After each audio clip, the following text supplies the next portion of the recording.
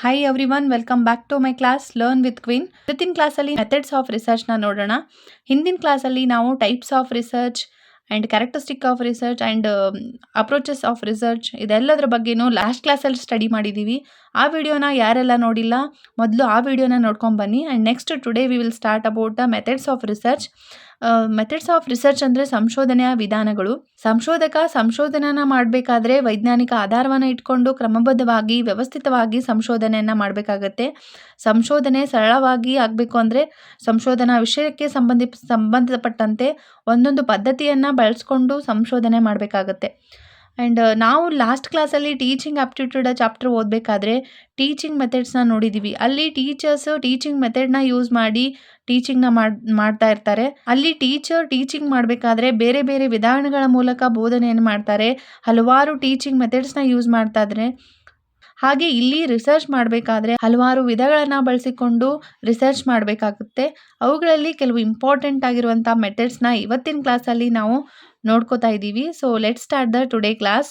Watch the class completely to understand everything. First method of research ಬಂದು survey method of ಸಮೀಕ್ಷಾ ಪದ್ಧತಿ, case study, ವ್ಯಕ್ತಿ ಅಧ್ಯಯನ, historical research ಐತಿಹಾಸಿಕ ಪದ್ಧತಿ, ಆ್ಯಂಡ್ ಎಥಿನೋಗ್ರಾಫಿಕಲ್ ರಿಸರ್ಚ್ ಜನಾಂಗೀಯ ಪದ್ಧತಿ, ಫಿಲಾಸಾಫಿಕಲ್ ರಿಸರ್ಚ್ ತತ್ವಜ್ಞಾನ ಪದ್ಧತಿ, ಡಿಸ್ಕ್ರಿಪ್ಟಿವ್ ರಿಸರ್ಚ್ ವಿವರಣಾ ಪದ್ಧತಿ, ಆ್ಯಂಡ್ ಎಕ್ಸ್ಪೆರಿಮೆಂಟಲ್ ರಿಸರ್ಚ್ ಪ್ರಾಯೋಗಿಕ ಪದ್ಧತಿ, ಕ್ವಾಲಿಟೇಟಿವ್ ರಿಸರ್ಚ್ ಗುಣಾತ್ಮಕ ಪದ್ಧತಿ, ಕ್ವಾಂಟಿಟೇಟಿವ್ ರಿಸರ್ಚ್ ಸಂಖ್ಯಾತ್ಮಕ ಪದ್ಧತಿ, ಆ್ಯಂಡ್ ಲಾಸ್ಟ್ ಒನ್ ಬಂದು ಕ್ರಾಸ್ ಸೆಕ್ಷನಲ್ ರಿಸರ್ಚ್ ಅಂತ ಅಡ್ಡ ವಿಭಾಗೀಯ ಪದ್ಧತಿ ಅಂತ ಬರುತ್ತೆ.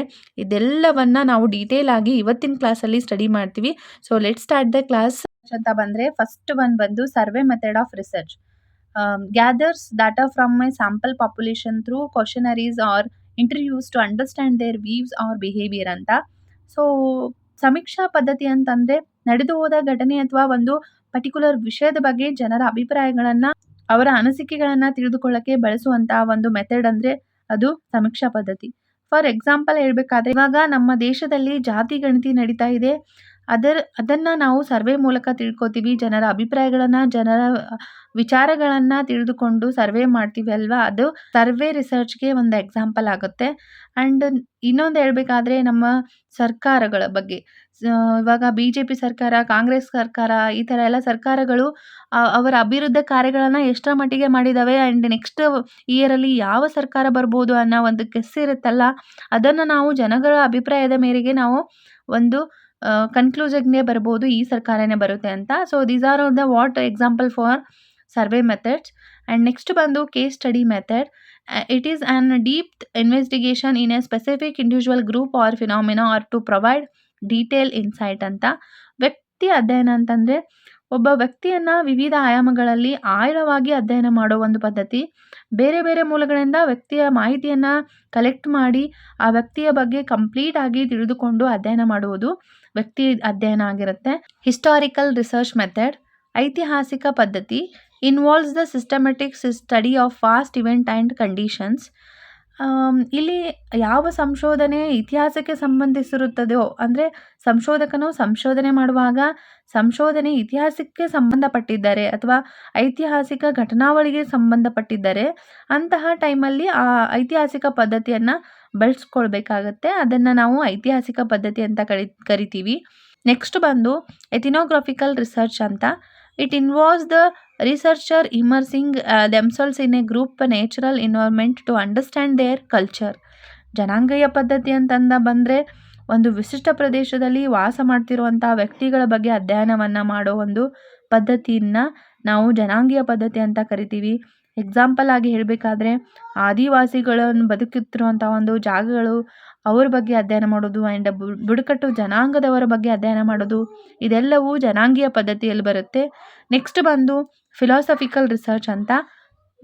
A form of qualitative research that involves critical abstract inquiry into fundamental concept assumptions. ತತ್ವಜ್ಞಾನ ಪದ್ಧತಿ ಅಂತಂದರೆ ಸಂಶೋಧಕನು ಸಂಶೋಧನೆಯನ್ನು ಮಾಡುವಾಗ ತನ್ನ ವಿಷಯಕ್ಕೆ ಸಂಬಂಧಿಸಿದಂತೆ ಘಟನಾವಳಿಗಳ ಬಗ್ಗೆ ತತ್ವಜ್ಞಾನದ ಆಧಾರವನ್ನು ಇಟ್ಟುಕೊಂಡು ಸಂಶೋಧನೆ ಮಾಡ್ತಿದ್ದರೆ ಅದನ್ನು ನಾವು ತತ್ವಜ್ಞಾನ ಪದ್ಧತಿ ಅಂತ ಕರಿತೀವಿ.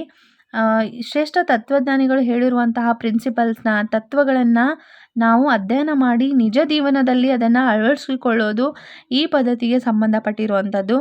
ನೆಕ್ಸ್ಟ್ ಬಂದು ಡಿಸ್ಕ್ರಿಪ್ಟಿವ್ ರಿಸರ್ಚ್ ಅಂತ.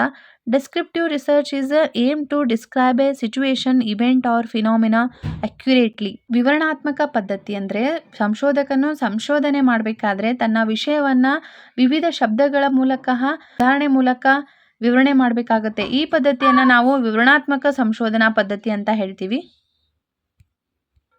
ನೆಕ್ಸ್ಟ್ ಬಂದು ಎಕ್ಸ್ಪಿರಿಮೆಂಟಲ್ ರಿಸರ್ಚ್ ಅಂತ.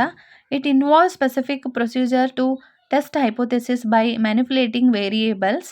ಪ್ರಾಯೋಗಿಕ ಪದ್ಧತಿ ಅಂತ ಬಂದರೆ ಪ್ರಾಯೋಗಿಕ ಪದ್ಧತಿಯಲ್ಲಿ ಸಂಶೋಧಕನು ಸಂಶೋಧನೆ ಮಾಡಬೇಕಾದ್ರೆ ವಿಜ್ಞಾನದ ಆಧಾರವನ್ನು ಇಟ್ಕೊಂಡು ಪ್ರಯೋಗದ ಮೂಲಕ ಸಂಶೋಧನೆಯನ್ನು ಮಾಡುತ್ತಿದ್ದರೆ ಅದನ್ನು ನಾವು ಎಕ್ಸ್ಪಿರಿಮೆಂಟಲ್ ರಿಸರ್ಚ್ ಅಂತ ಕರಿತೀವಿ.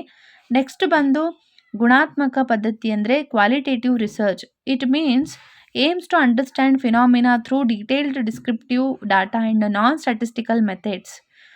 ಈ ಗುಣಾತ್ಮಕ ಪದ್ಧತಿ ಅಂದರೆ ಸಂಶೋಧಕನು ಸಂಶೋಧನೆ ಮಾಡುವಾಗ ತನ್ನ ವಿಷಯವನ್ನು ಸಂಖ್ಯೆಗಳ ಬದಲಾಗಿ ಗುಣಗಳಲ್ಲಿ ವಿವರಣೆ ಮಾಡೋದು ಅಥವಾ ವರ್ಣನೆ ಮಾಡೋದು, ಆ ಪದ್ಧತಿಯನ್ನು ನಾವು ಕ್ವಾಲಿಟೇಟಿವ್ ರಿಸರ್ಚ್ ಅಂತ ಕರಿತೀವಿ. ಇಲ್ಲಿ ಅಂಕಿ ಸಂಖ್ಯೆಗಳನ್ನು ಬಳಸುತ್ತೇವೆ, ಆ ವಿಷಯದ ಗುಣದ ವರ್ಣನೆಯನ್ನು ಮಾಡೋದಾಗಿರುತ್ತೆ. ನೆಕ್ಸ್ಟ್ ಬಂದು ಕ್ವಾಂಟಿಟೇಟಿವ್ ರಿಸರ್ಚ್ ಅಂತ. It focused on numerical data and statistical analysis to explain phenomena.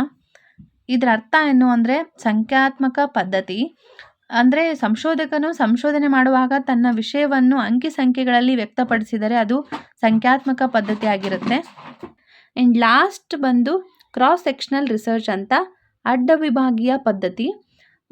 It means a research design that collect data from a defined population or sample at a single point in time to understand the prevalence of variables or characteristic within that population.